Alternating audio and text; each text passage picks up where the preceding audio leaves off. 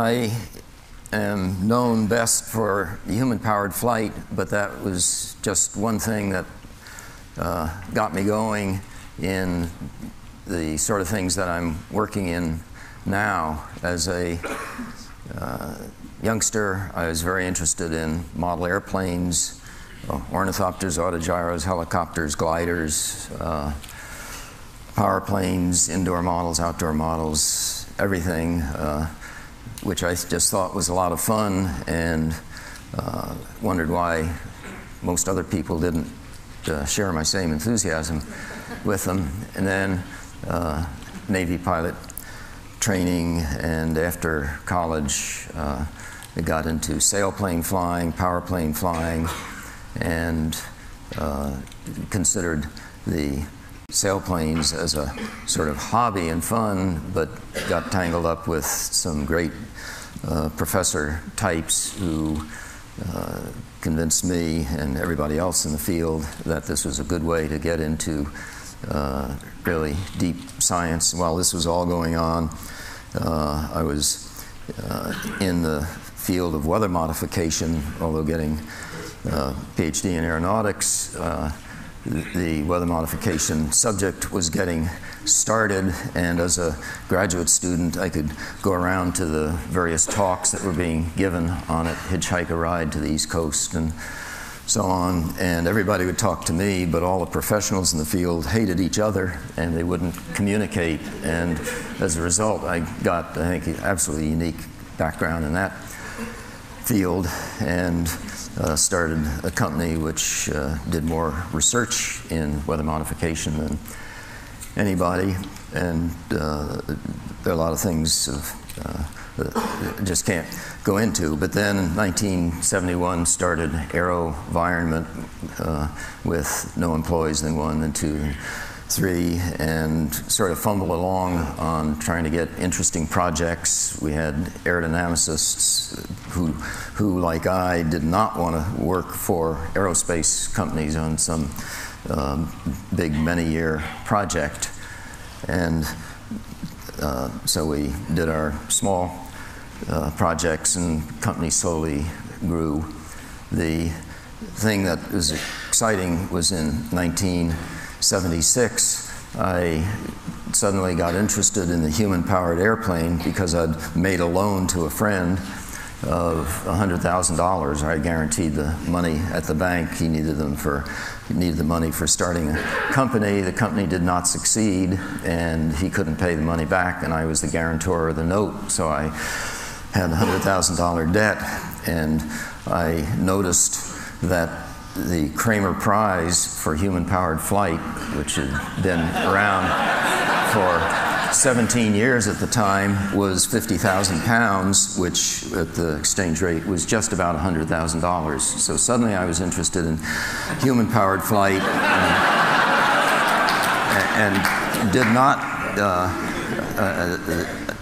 the way I approached it first, thinking about ways to make the planes, was just like they had been doing in England, and not succeeding, and I gave it up.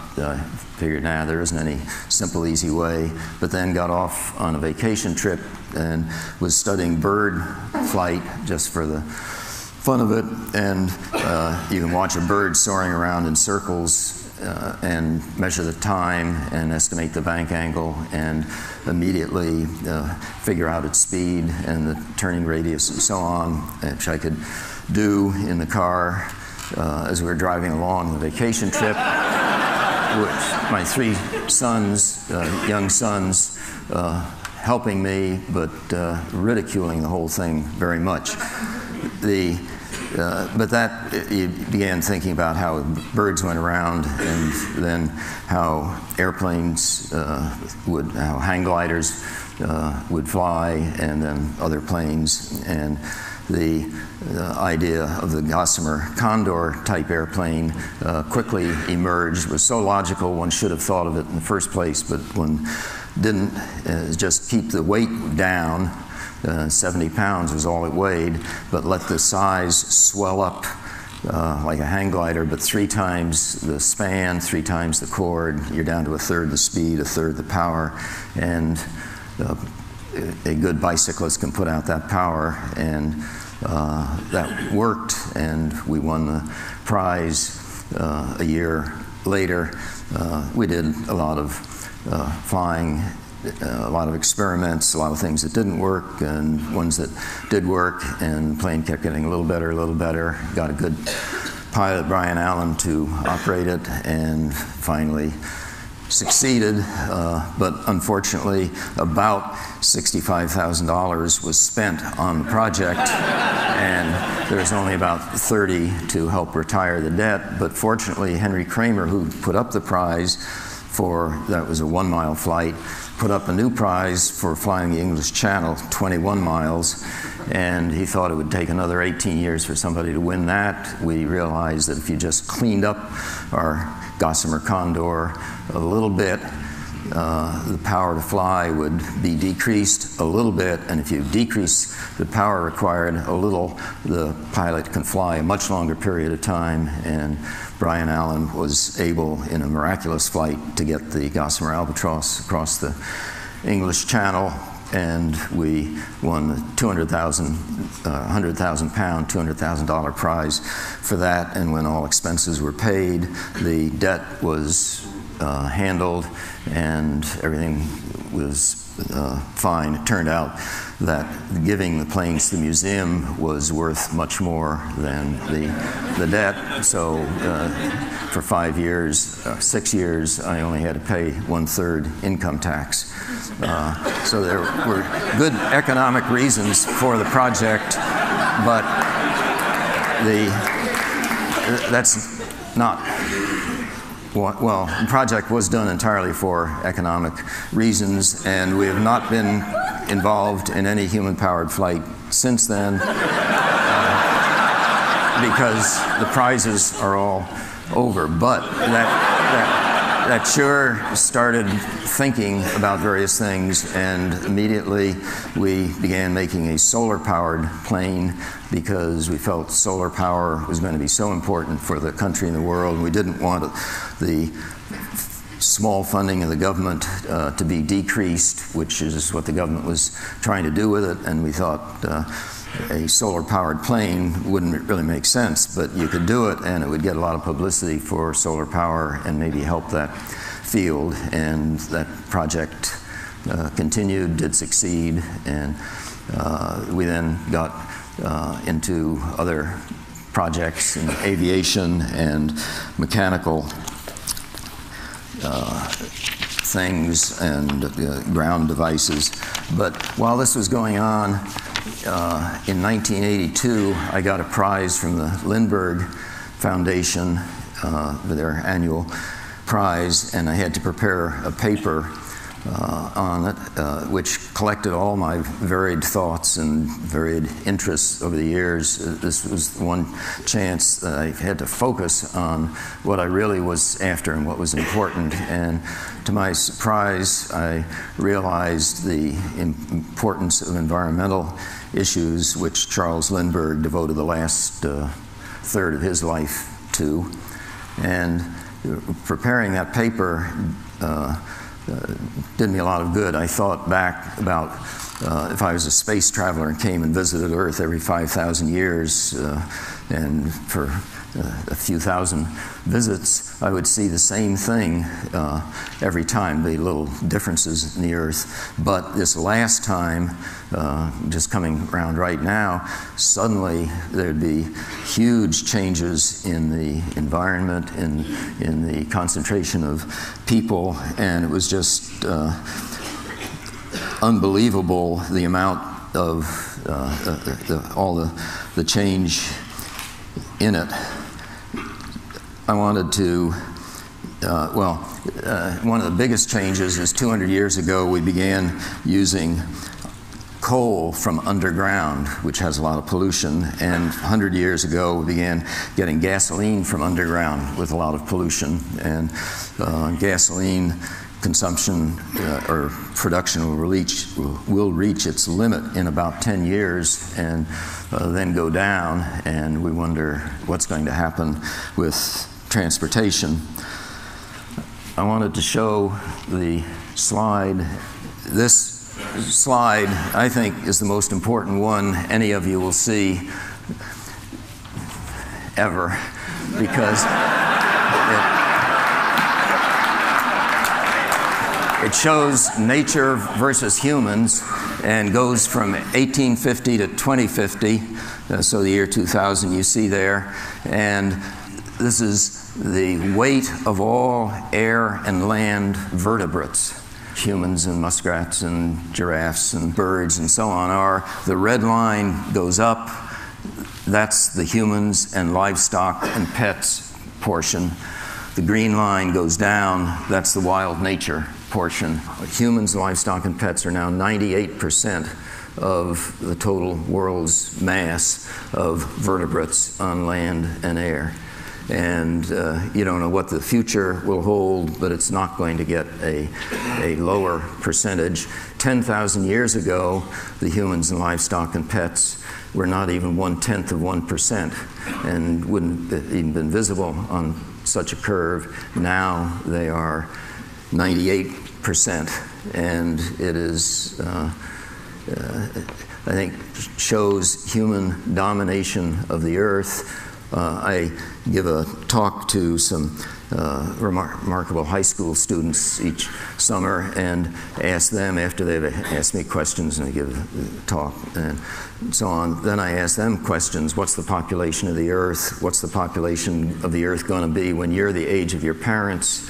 Which they had never really thought about, but now they think about it.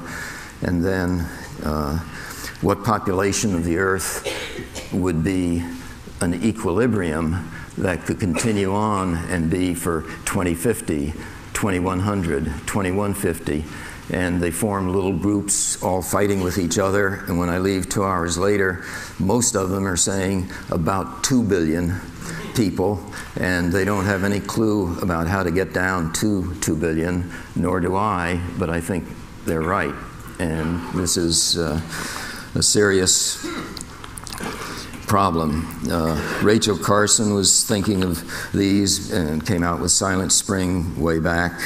The Solar Manifesto by Hermann Scheer in Germany claims all energy on Earth can be derived for every country from solar energy and water and so on. You don't need to dig down for these chemicals, and we can do things much more efficiently. Let's have the next slide. So this just summarizes it. Over billions of years on a unique sphere, chance has painted a thin covering of life, complex, improbable, wonderful, and fragile. Suddenly, we humans, a recently arrived species no longer subject to the checks and balances inherent in nature, have grown in population, technology, and intelligence to a position of terrible power. We now wield the paintbrush. We're in charge. It's frightening. And I do a painting every 20 or 25 years. This is the last one, and shows the Earth in sort of a time flag on the right, and trilobites and dinosaurs and so on. And over the triangle, we now get to civilization and TV and traffic jams and so on. I have no idea of what comes next, so I just used robotic and natural cockroaches as the future, as sort of a little warning. And 2 weeks after this drawing was done, we actually had our first project contract at AeroVironment on robotic cockroaches, which was very frightening to me.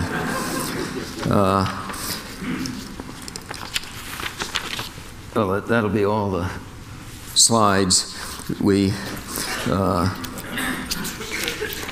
As time went on, we stopped our environmental programs. We focused more on the really serious energy problems of the future, and we produced products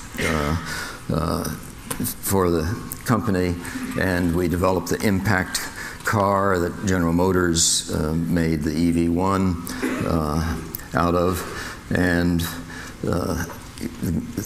got the Air Resources Board to have the regulations that stimulated the electric cars, but they've since come apart, and we've done a lot of things, small drone airplanes and so on. I have a Helios we have the first video. With a wingspan of 247 feet, this makes her larger than a Boeing 747.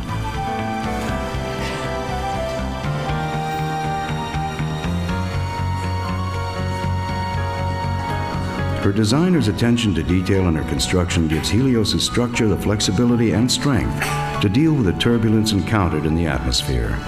This enables her to easily ride through the air currents as if she's sliding along on the ocean waves. The wings could touch together on top and not break, we think.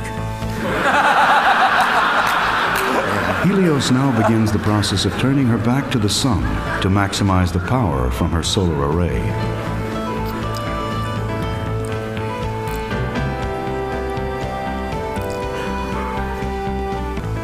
As the sky gets darker and the outside air temperatures drop below -100 degrees Fahrenheit, the most environmentally hostile segment of Helios' journey has gone by without notice, except for being recorded by specially designed data acquisition systems and their associated sensors. Approaching a peak radar altitude of 96,863 feet at 4:12 p.m., Helios is standing on top of 98% of the Earth's atmosphere. This is more than 10,000 feet higher than the previous world's altitude record held by the SR-71 Blackbird. Okay.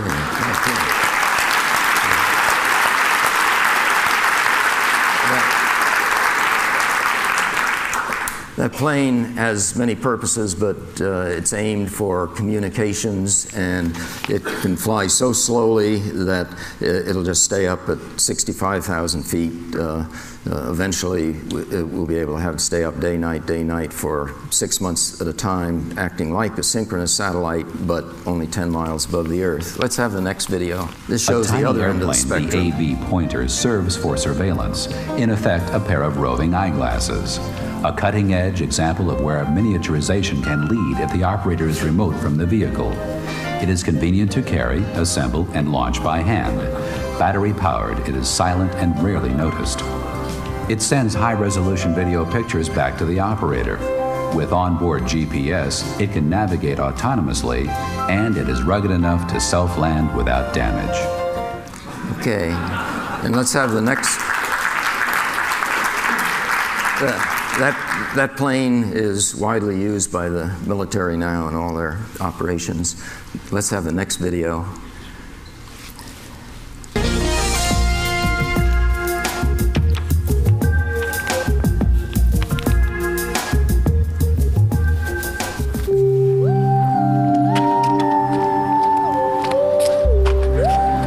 He's got it on his head. We're going to end our visit with Paul MacCready's Flying Circus by meeting his son Tyler, who with his two brothers helped build the Gossamer Condor 25 years ago. Could chase it like this for hours. When they got bored with their father's project, they invented an extraordinary little plane of their own. And I can control it by putting the lift on one side of the wing or on the other. They called it their walk-along glider. I've never seen anything like that. How old were you when you invented that? Oh, 10, 11, oh my 12, God. Something like that. Amazing. And Tyler's here to show you the walk along.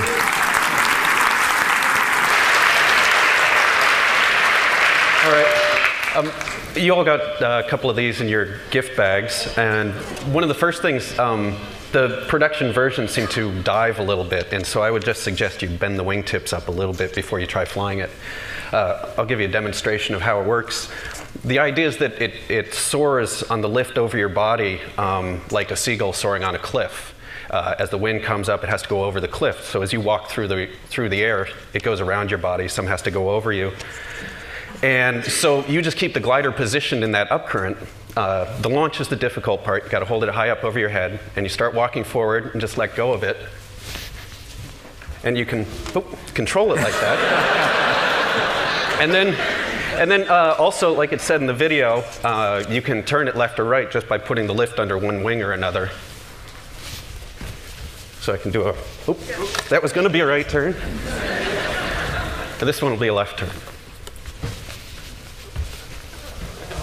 Yeah, but anyway, And that's it. So you can just control it wherever you want, and it's just hours of fun. And these are no longer in production, so you have real collector's items. And this, we just wanted to show you if we can get the video running on this. Yeah, just an example of video, a little video surveillance. This was flying around in the party last night. And you can see how it just can fly around and you can spy on anybody you want.